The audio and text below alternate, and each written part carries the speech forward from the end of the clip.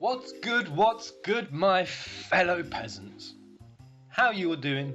You doing good? The final Final Fantasy VII remake related video here. The final one.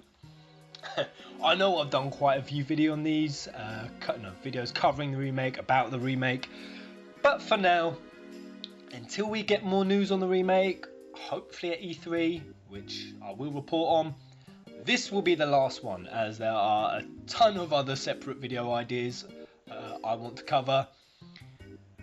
Remake! Probably one of the biggest discussion points, besides how the remake is going to transition between its games, which I covered in my last video, is the topic of when the FF7 remake is going to transition, when the cut-off points are going to happen. And I want to make it clear from the get-go, no one knows. No one knows. After wanting the remake and actively lobbying it for it to happen for 10 years, I was that guy who was joining remake groups, signing remake petitions. You best believe I've kept a pretty close ear to the ground, and such a detail would not slip my notice. We do not know when the game's cut-off points are. We do not have a Scooby-Doo. They have not told us. And in fact, they haven't even told us officially how many games this will be split into. Though comparing it to 13 does strongly allude to it being 3, it's kind of being generally thought of as being 3. 3 makes the most sense, and that's why I'll even slip into the habit of talking about it like it's definitely 3, but nothing's for definite, no confirmation yet whatsoever. Now, I wanted to clear that up because I've been seeing quite a few discussions where people have said in a very knowing, confirming kind of way that the first remake episode will end just before we leave Midgar. That point, just as we're about to go onto the overworld map for the first time. That all of episode 1 will be Midgar, or if they're not saying that, they're saying it will end at the same point the first section of the original ended, which, in case you can't remember, that was just after what happened to Aerith. Okay. So those are the two main schools of thought, and neither are confirmed. That the first section will end either just before leaving Midgar, or after having your soul crushed harder than a COD or Ghostbusters fanboy. Now, I was asked to give my thoughts on when they would break the games up. I'm going to go ahead and say up front, my opinion, I think neither. And I'm going to try to back up my position on why I think that with logic and reasoning. As always, let me know what you guys think. Let's go! First off, let's be clear on when the 3 sections of the original game end. Let's be clear. I put this together, this timeline, and this is based off of quite a number of average online playthroughs that I trawled through. This is the FF7 timeline for just the original game, the mainline story. All the playthroughs I went through pretty much followed this framework, or path if you like, of the FF7 story. And these are the sections of the story you will typically reach at every 10% marker through the mainline story. Now, addressing first of all why I do not believe the episode will end at Midgar, look at where we leave Midgar in the original. It's around about there, at about the 17 to 18% mark. Realistically, that equates to only around about 6 to 8, give or take, or so hours of the original game being played at an average leisurely sort of playthrough pace. No speedruns. Now, I'm going to sound like a broken record here, but Square have told us each game in the remake is going to be a full game that's around the size of each game in the 13 trilogy. That means about 50 to 60 hours of average leisurely playthrough on each episode, at least, easily. So the question comes down to, could they turn Midgar from the 6 to 8 hour experience to a 50 to 60 hour plus experience? I know they have confirmed Jesse, Biggs and Wedge and Avalanche as a whole are getting more story, but honestly, from 6 hours to 60 hours, no chance. No chance. They will definitely make Midgar infinitely bigger than it was in the original. We have seen that, we've seen that in the trailer. Perhaps they'll even give us access to all 7 of the 6 sectors to roam. But will they turn it to a 60-hour plus experience? I feel very confident that they won't, and no, there's more than just one reason for that. And this is my other point for why I think it won't end just as the team are about to leave Midgar. It's that it would be detrimental to the game, and they shouldn't. They shouldn't, and the reason, I think Square is smart enough to know this, is they need to start the remake games with a bang. With a bang, considering the huge financial investment this is, and sort of the number of years this will be running over. It needs to hit the ground running from game 1, and giving us only Midgar would not be that bang. While Midgar is epic, possibly the most epic video game city ever, depending on how much of a FF7 fanboy like me you are. But no, and I definitely think they should make it more bigger and more immersive.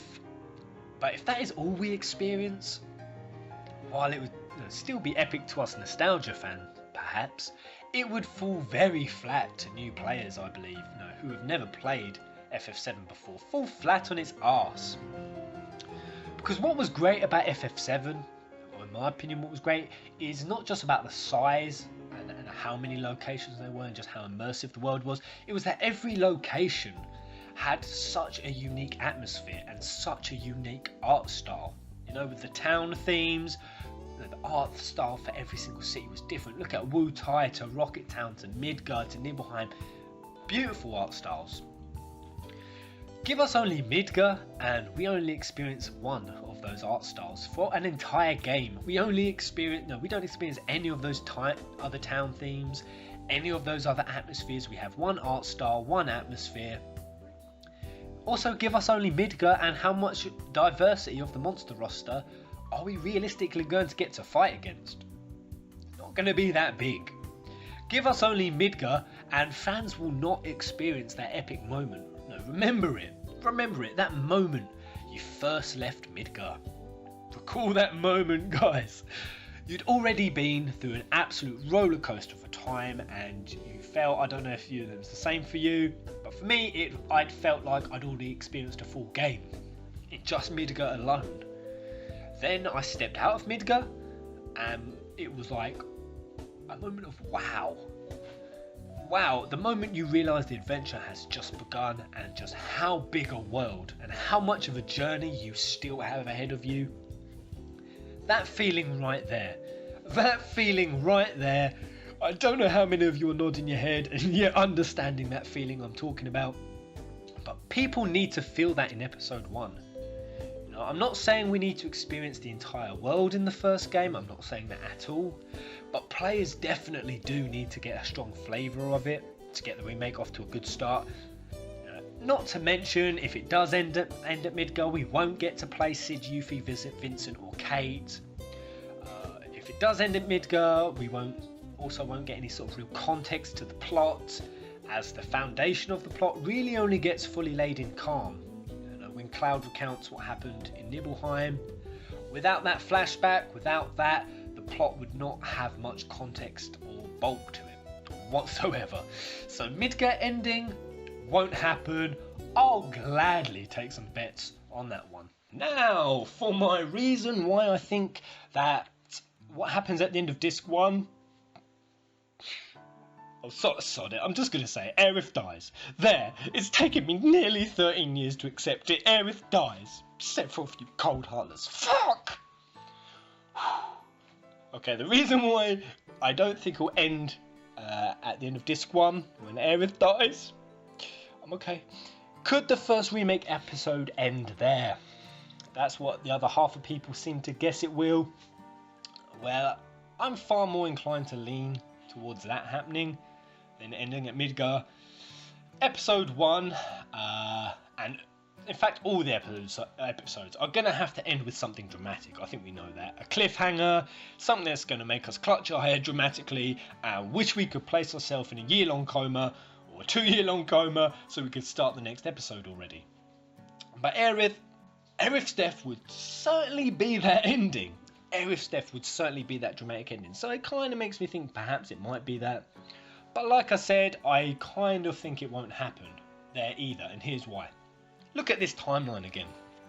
Notice how they split the games into 3 discs in the original. Yet story-wise, it is nowhere near split evenly 3 ways. Disc 1 actually contains about 50% of the mainline story. Disc 2 about 30%, and Disc 3 only about 20%.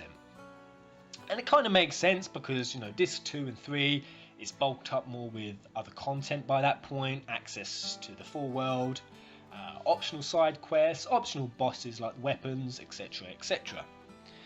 But in terms of mainline story, a lot of it happens before Aerith goes to live happily ever after with Zack in the live stream. So much in fact that I'm kind of doubtful that they could get all the way to that point, fully explore all of that huge bulk of story in detail, and still have enough left for the other games. Now, if they're only going to do 2 remake games, if there's only 2 and there's not 3, then yes, perfect, that is the perfect place to end it.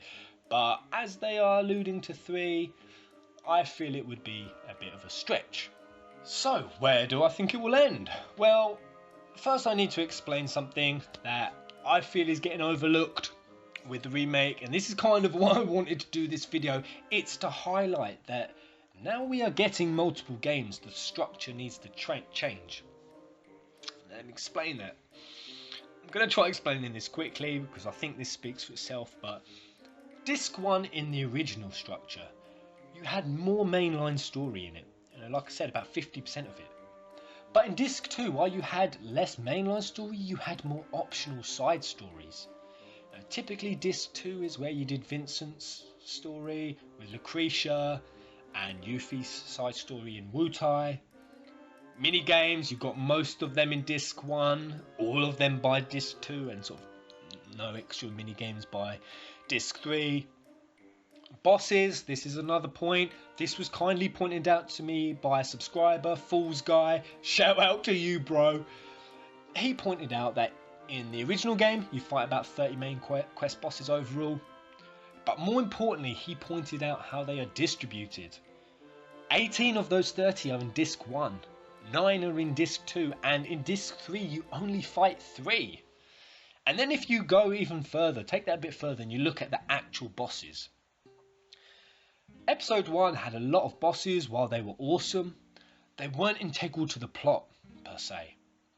Right? Because the plot hadn't really got going by that point. Of course it hadn't.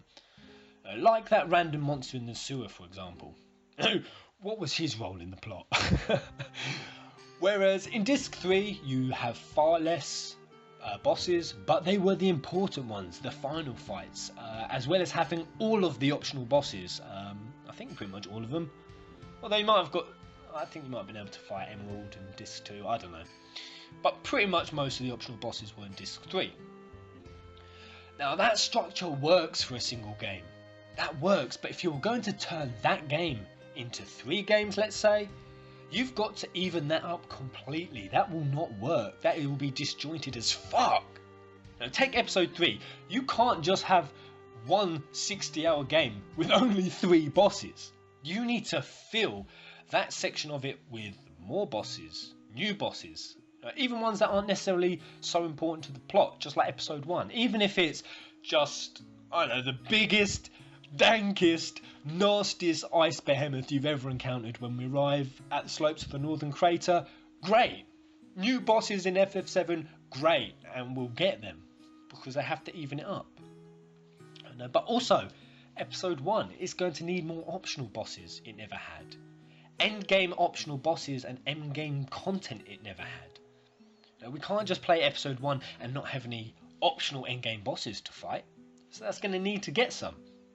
Episode 1 and 3 will need to even out with the side quests and side stories to explore.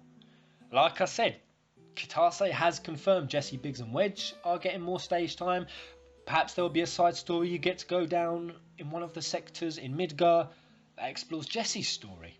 You know, why she joined Avalanche, where she's coming from. Yeah, in case you haven't noticed, I fucking love Jessie. No shame on that one. Cried like a bitch when she died. No shame.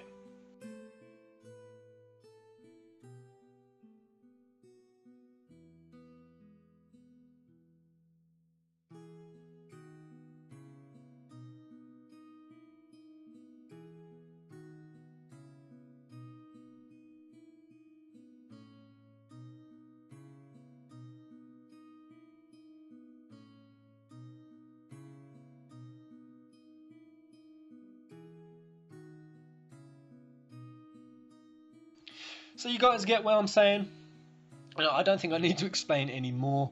You know, now we have separate full games. They need to be structured as such, with an even amount of mainline story, side quest stories to go off and explore, mini games to keep us entertained, and a healthy balanced roster of both generic, plot related, and optional bosses to challenge us throughout. And that is why my verdict is that I don't think it will end at Aerith's death, because there's way too much storyline before that point, mainline story. To fit all of that in, plus side quests we never had, plus optional bosses we never had, and essentially endgame content we never had, you know, which episode 1 will need, I think it would be too much. But I also think, like I said, Midgar would be too little. As for game 2 ending, where disc 2 ended in the original, after Cloud and Tifa fuck under the high wind, yep, don't care what you say, it happened. I think that's too late for game 2 to end. I think that's too late. I think it will have to be earlier than that. So to answer the question on where I think it will end, stop dancing around the point, I think it will end on something new. Something new, a surprise we have never seen before. And this is my last point, guys. This is my last point. Kitase and Nomura have said the remake is not just going to be a simple like-for-like rehash of the original. They have said they plan to surprise and excite us. You know, even the old fans. Surprise and excite even us, the old fans, with something new that will give us chills and strong dramatic emotional reactions like the original did. Now, to me, that's brilliant. I'm hyped as fuck about that. I don't know why some people seem to complain about that, because trust me, I've wanted this remake just as much as anybody, and I want something new. No, I'm pretty blinded by nostalgia, but not so blinded that I just want a rehash of the original. I asked for a remake. A remake! Not just a very, very, very, very pretty remaster, which I think is kind of what a lot of people were actually asking for. No, they were saying they wanted a remake, but they actually wanted a very pretty remaster. Because to me, a remake is a reimagining. Something that contributes something fresh to the FF7 universe and to the Final Fantasy universe as a whole, rather than just trying to imitate and replicate what the original did. Now, I do want them to make FF7 bigger and better, to explore things that never got explored before, and bring something new to the game. I don't get this narrow-minded. I only want a rehash mindset. If you want to play the original with prettier graphics, go get a fucking mod. Go get a fucking mod. If you want the exact same combat system, you want the exact same story and the exact same characters, you want fucking anything changed, go get a fucking mod. I've played some gorgeous mods. Yeah? PM me and I'll fucking send you a link to some. I'll happily point them out to you. Or hell, don't even get a mod. Just go play the original again. And as you're playing along, just sit there and use your imagination and picture that everything you're doing right now is with the characters as they're looking Advent Children. There you go. There's your fucking pretty remaster. Job done. But I don't want that. I want a remake. That's what I asked for. And luckily that is what is happening. We are getting surprises. They are looking to push the game even further than the original. And you've got to commend them for trying, whether it works or not. We can talk about that all day long. But until we see it, we won't know. But it's because they're trying to push it further, or that they have confirmed that they're trying to throw in surprises that even we won't expect. the original fans. That's what makes answering the question of where I think the game breaks what happens so impossible and open-ended to answer. Now, with the game being expanded so much, it's hard to predict parts of the story that, even when I know that parts of the story that previously took up any time whatsoever are going to be made bigger. Take visiting Gongaga, for example. Take visiting Gongaga in the original. It happens at around about this point here. Just after Cloud hands over the black materia to Sephiroth at the Temple of the Ancients and before the Cetra City, if my memory recalls me correctly. Now, in the original, the stuff that happens in Gongaga only really lasts a couple of minutes, where you kind of have some insignificant sort of dialogue with Zack's parents. Not much happens. But in the remake, oh, you best believe we are going full Zack mode. Gongaga is an important place now. No, more important than it used to be. Either be it in a flashback, cutscenes of some sort, a side quest filled to the brim with Crisis Core Easter eggs, or even going back to playing Zack himself. Who knows? Maybe Cissnei will appear, in Crisis Core, she did go to Gongaga and she becomes pretty close to Zack's parents. Perhaps that's where she went. And she might show up. Man, I'd lose my shit if we go to Gongaga and Cissnei comes out one of the huts. But who knows? But what I do know, what I'm confident about, is that there will be something new and exciting there. And that's dope. That's dope. How can that not get you excited that surprises are awaiting us? So my answer in short, is I think Section 1 will end before Aerith's death, but well after leaving Midgar. I think Section 2 will end before the Under the Highwind scene, and both sections will end on something completely shocking that doesn't even exist yet, that will have even us, the original fans, dropping our controllers and yelling, "Holy shit!" That's it, that's a wrap. Take care, my dirty working class peasants. Feel free to proceed to the comment section in an orderly fashion and let me know what you think. Do you think we are in for some prizes? Do you think that the game will end on some surprises? Do you want there to be surprises? Let me know. Fucking neighbour's dog. Shut the hell up, man. Until the next video.